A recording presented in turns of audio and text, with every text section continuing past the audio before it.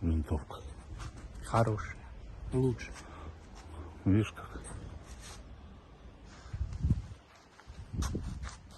Ну, скажи хоть два слова про винтовку. Винтовка, говоря сленгом тинейджеров, огонь.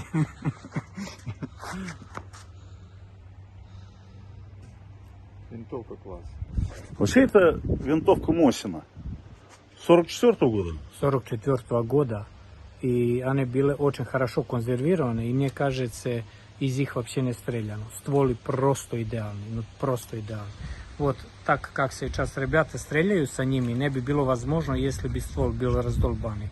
А они прям такие. Мне кажется, они на фронте не попали. Так что я больше доволен. Вот как думал сначала, сейчас я чуть больше доволен.